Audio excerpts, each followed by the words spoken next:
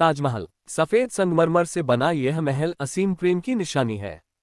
ताजमहल का निर्माण मुगल शासक शाहजहां ने करवाया था। यह दुनिया के 7 अजूबों में से एक है। ताजमहल को यूनेस्को द्वारा विश्व धरोहर स्थल घोषित किया गया है। यह विश्व धरोहर के रूप में पूरे विश्व द्वारा सराहे जाने वाला अत्युत्तम मानवीय कृतियों में से एक कहलाया गया। शाहजहां ने इसका निर्माण करवाने के बाद अपने सभी कारीगरों के हाथ कटवा दिए ताकि कोई और दूसरा इस ताजमहल जैसी कोई इमारत नहीं बना पाए। हम सभी ने ताजमहल के बारे में थोड़ा बहुत तो सुना ही होगा। जो लोग इसे देखकर आए हैं उन्हें एक बार फिर ताजमहल को देखने की चाहत होगी, और जिन्होंने इसे नहीं देखा वे जरूर यहां जाने की इच्छा रखते होंगे। तो आइए जानते हैं ताजमहल से जुड़ी कुछ रोचक जानकारियों को।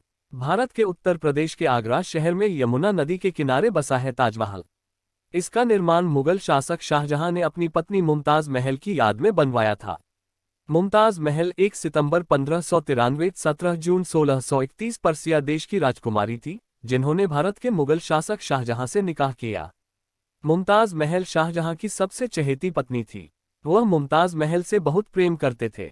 सन 1631 में 37 वर्ष की उम्र में अपनी 14वीं संतान गौहरा बेगम को जन्म देते वक्त मुमताज महल ने अपना दम तोड़ दिया।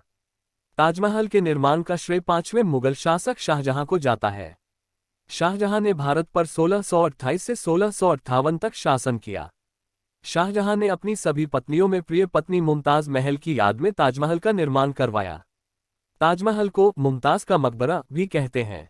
मुमताज महल की मृत्यु के बाद शाहजहां बहुत गमगीन हो गए। तब उन्होंने अपने प्रेम को जिंदा रखने के लिए अपनी पत्नी की याद में ताजमहल बनवाने का निर्णय लिया।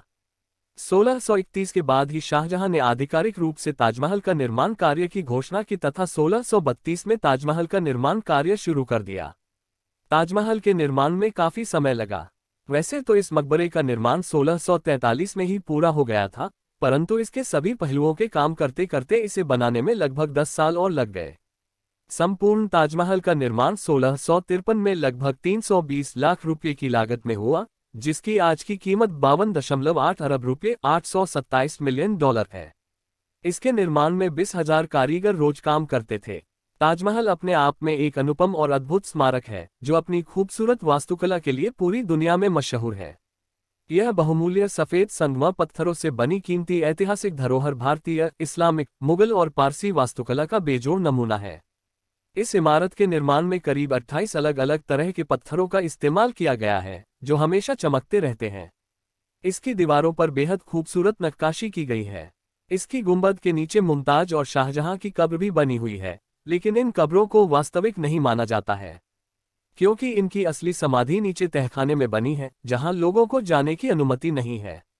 इस ऐतिहासिक इमारत के बाहर बहुत खूबसूरत लाल पत्थरों से बना एक ऊंचा दरवाजा है, जो कि बुलंद दरवाजा नाम से प्रसिद्ध है। वहीं इमारत के शीर्ष पर करीब 275 फुट ऊंची विशाल गुंबद बनी हुई है, जो इसके आकर्षण को और बढ़ाती है। ताजमहल से जुड़े कुछ मिथ है। आज हम सच मान बैठे हैं। हम यहाँ पर उन्हीं मिथ की सच्चाई बताने जा रहे हैं।